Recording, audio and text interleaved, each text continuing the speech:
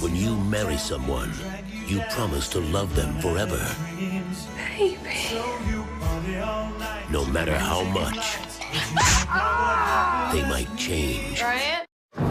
Baby, what happened to your face? It's just a bee sting. From Universal Pictures Tree is sick or something? comes a film so shocking, We got a real problem here. so disgusting, Don't let him in your mouth! it will change the face of horror. Marriage is a sacred bond, for better or worse. Much worse.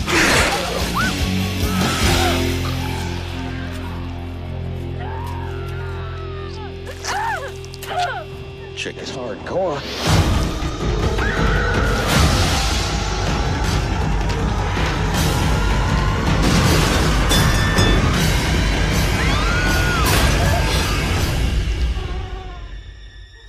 Something's wrong with me. Slither.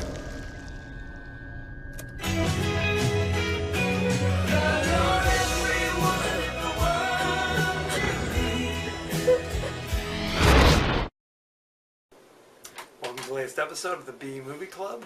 I'm your host Kevin, and this week we'll be discussing the 2006 horror comedy classic Slither, starring Nathan Fillion, Michael Rooker, Elizabeth Banks. It's an all-star cast. What can I tell you? For those of you guys joining us for the first time, the B Movie Club, it's like a book club where we discuss movies that are a little bit off the beaten path, guilty pleasures, forgotten classics. Each week I post online what movie we'll be discussing, and you are invited, nay, encouraged, demanded to send in your favorite quotes, favorite scenes, anything else you want to share about the movie, and we'll discuss it on the show. How can you reach me? That's an excellent question. You can reach me on Facebook, Original B Movie Club. Please like the thumbs up button, and you'll get all of our latest updates. You can also subscribe on YouTube, B Movie Club, KD9575. Also, I'm on Twitter at KD9575. If you want to reach me more instantaneously, feel free to do that. And don't forget, spread the word. Slither, 2006. In an unnamed northwestern kind of community, something falls from the sky, an alien of some sort, and it infects one of the wealthy citizens of that town, Grant, played by Michael Rooker. Now he's possessed. He's acting differently. Something's a little bit strange about him. He's eating a lot of meat. I don't know. Is that strange? I can't tell. And what's happened is this creature has taken over his brain and is slowly mutating him to be like a member of that alien race. And one of the notable characteristics is he's got these little like kind of wormy things that come out of his stomach with like, I don't know, thorns on the edge, stingers. And if he sticks those in you, he pumps you full of something, but now you're like a carrier. Okay, and your body fills up with these slug worm things. Okay, eventually your body just explodes and these worm things go out. Okay, and the worm things will go into another person's mouth, and you basically become possessed as well. You become like a drone working for this alien Grant character. So I'm setting the stage for you. The only people that stand in his way are the local sheriff, Bill Party, played by Nathan Fillion, and some of his friends. Elizabeth Banks plays Starla, Grant's wife, who's obviously the first one to notice that her husband's becoming a deranged alien mutant. Okay? I don't want to give everything away, because one by one, people in town are taken over and become kind of zombie-esque. Okay? They basically become part of the hive mentality. It's like, if you watch Star Trek, they're like the Borg, where they all share the same brain, kind of. Um, it's all very complicated. So what do they do? How can they stop them? I don't want to give it all away. You'll just have to watch the movie. There's a lot going on here. Slither. Okay? Like I said, starring Nathan Fillion as Bill Party. You might remember him if you were a sci-fi fan. He was on that show, Firefly. More recently, he's on that show Castle, where he plays like, what is he? Like a murder novelist who goes along with the cops and they go on wacky adventures. Elizabeth Banks has been in a ton of things. She was in 40-Year-Old Virgin. She was in, more recently, she was in What to Expect When You're Expecting. She's all over the place. Michael Rooker has been in 10,000 things. He plays Grant. He was in Mississippi Burning. He was in Mallrats. He was Henry, Diary of a Serial Killer. What can I tell you? Another notable cast member, his name is Greg Henry.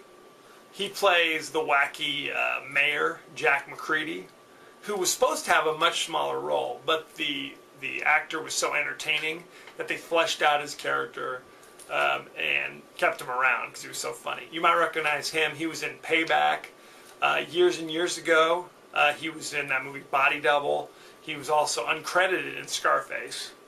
So there you go. So it's a great cast. It sounds like a horror movie, and it is, but it's also kind of silly. There's a scene in there where Grant, who's now possessed by the alien, and his wife, Starla, played by Elizabeth Banks, they have kind of a fight the night before. He goes off, and that's how he gets infected. Next morning, she tries to make it up to him by playing, I guess, their wedding song, which was Air Supply's Every Woman in the World. If you saw the commercial, the trailer for this movie, and this is one of the reasons why I had to rush out and see it, it's obviously a horror movie, but it has Air Supply as the theme music. Some people would say it's a natural connection. I don't know.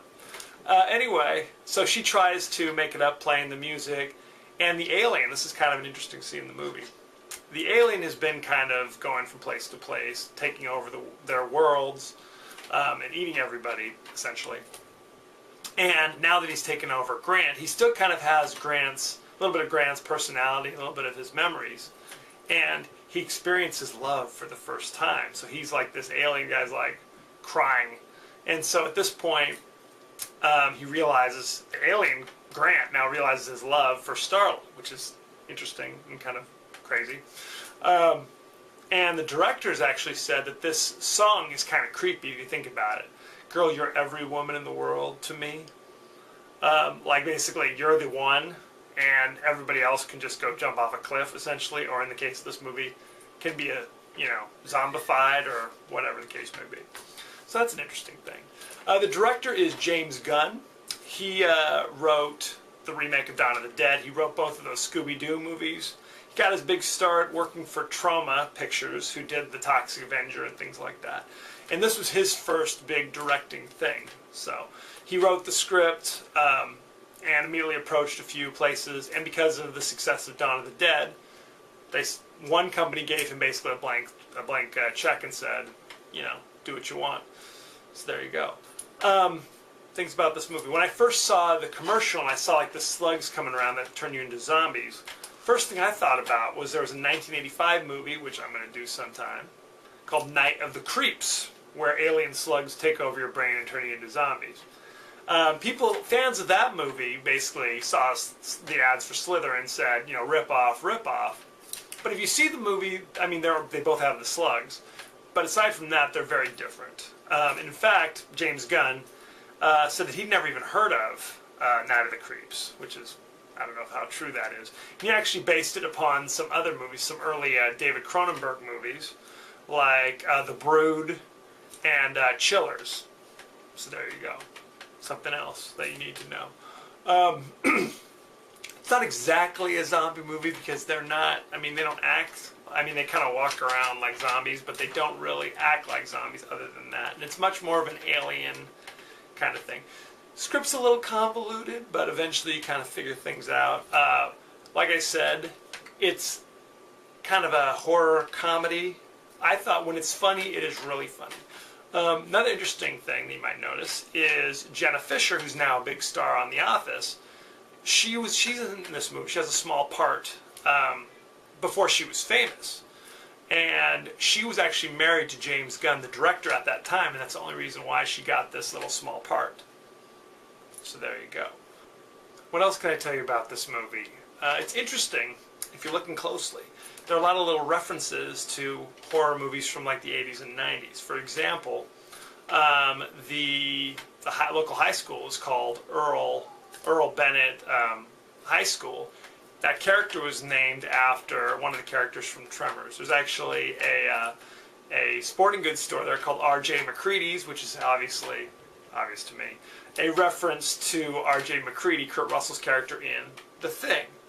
So there's all sorts of stuff here. In fact, the mayor of the town's name is Jack McCready. That's also a reference to Kurt Russell's character. So there you go. There's so much, so many layers. It's very complex. Okay. So there you go. It actually has an 85% fresh on Rotten Tomato, which is shocking. It's not shocking to me. It might be shocking to other people walking down the street. It is a hoot. It's a little bit gross at times, as you might imagine. It definitely builds up some of the creepiness to it. But overall, if you have a strong stomach, I think it's hilarious. It is hilarious. So rush out, tell your neighbors. It is still streaming instantly on Netflix. So you know it's got to be good. Spread the word, okay? Let everybody know. Next week, because this is Halloween, and because next week I'm actually doing a bit of a zombie movie night, I'm going to go stay with the horror genre for a while, but I'm going back to the 70s. 1978 horror zombie classic, Lucio Fulci's Zombie. It's actually kind of an unofficial sequel to Dawn of the Dead, the 1970, whatever it is, 5 classic. So, it is not streaming instantly. I know, bummer. But if you happen to have a copy, dust it off, check it out. You can get it, obviously, from Netflix the old-fashioned way. They'll send you the CD. You can also buy it, Amazon, Target, something like that. So check it out, watch it, send me your favorite scenes, favorite quotes. We'll discuss it on the show. There you go. As you know, I end every episode with a totally out of context quote. And here it is. Have any of you guys ever seen anything like that before? I've never even heard anything like that before. And I watch Animal Planet all the time.